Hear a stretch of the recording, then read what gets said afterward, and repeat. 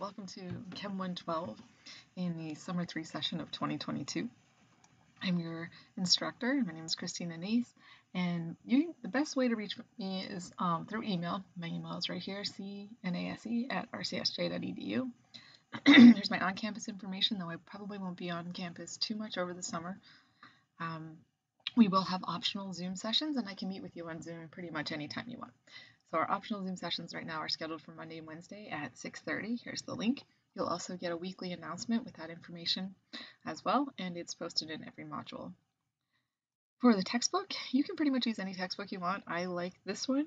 I'm not married to the 13th edition. If you would like to get an earlier edition for a lot cheaper, you can definitely do that. You can find those online. I found the 9th edition for about $5. For the lab manual, that's going to be just posted on Blackboard, and every lab tab will have its own lab procedure and report and pre-lab. Additional materials, you'll need a scientific calculator, or you can use an online calculator. If you need help finding one, I can help you find that. We'll also have to download Excel, which is free from the portal, and we'll need that for a couple labs, and there'll always be links on how to do that. The big part is the 2 lab kits. So the first one is the base kit. So if you've taken any online chemistry class at RCSJ, you already have this base kit.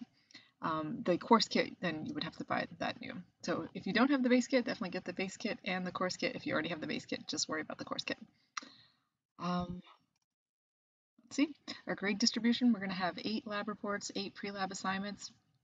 The pre-lab assignments are sometimes free response, sometimes multiple choice. The quizzes are all multiple choice. The exams are all free response. So make sure you show all your work for the exams. You're going to download that document.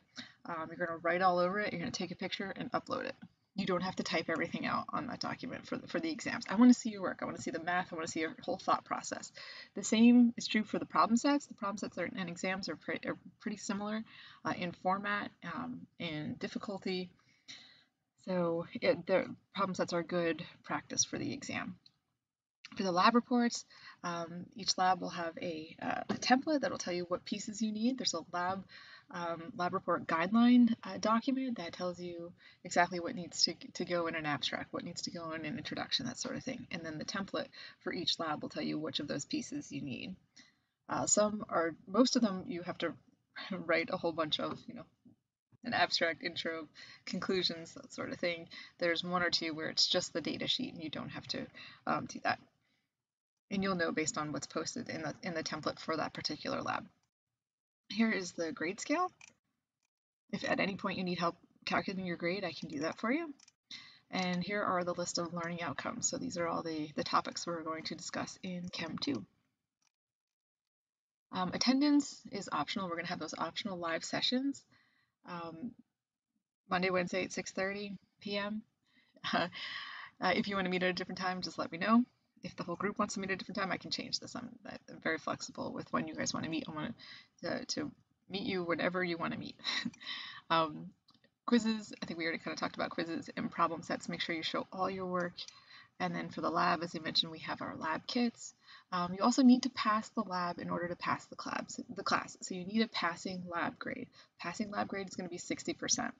So you have to make sure that you're passing the lab. So you can't just blow off all the lab reports and just hand in your exams and hope to pass. This is a lab class, so you need to do the lab part of the class. Make sure you do the lab safety, go through the lab safety before you even start doing any of the lab exercises. All the labs will have a pre-lab assignment, and you want to make sure that you're prepared to do that. So make sure before you do the experiment, you're going to read all the laboratory directions, get out all the materials that you need. You can watch the data analysis videos first. That may help you with the pre-lab. Then you can do the lab, and then you'll write up the lab report after that. So I mentioned the lab report has a very specific format that we're looking for. You're going to want to show all of your calculations in that lab report.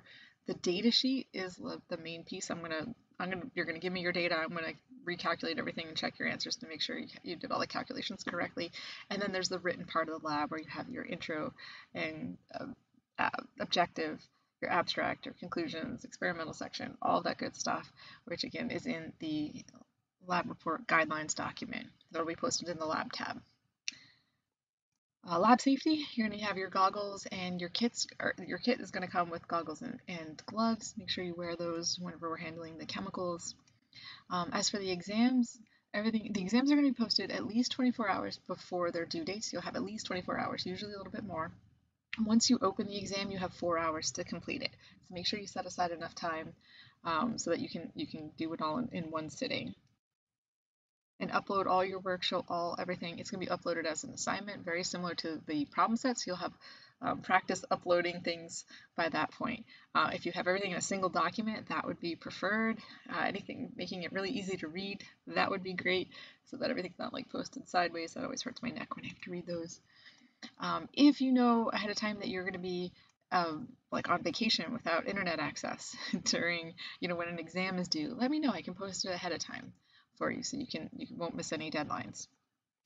All right, the rest of this is just supplemental resources for you, lots of emails and lots of resources. So you can look through those on the actual syllabus